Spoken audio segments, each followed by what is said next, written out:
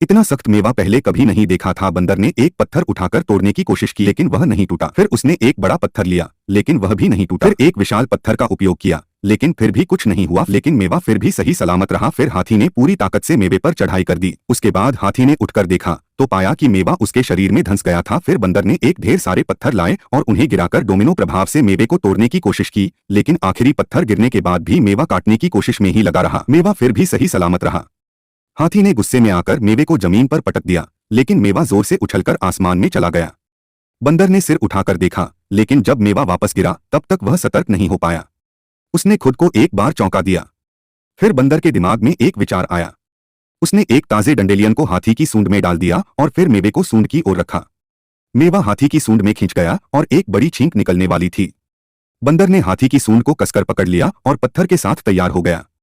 फिर अचानक पत्थर की तरह मेवा छूट गया।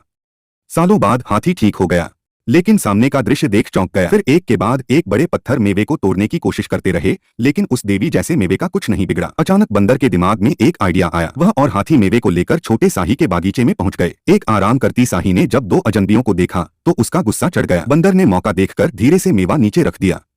साही ने उसे देखकर तुरंत अपना छोटा मोटर चालू कर दिया और बिजली की तेजी से उसे रगड़ने लगी। बंदर ने समय का सही अंदाजा लगाया और मेवा उठाकर तुरंत वहां से भाग निकला। अब असली मजेदार और चुनौतीपूर्ण दौर शुरू हुआ। बंदर ने मेवा को खोला और देखा। बंदर ने उसे उठाया और उसी समय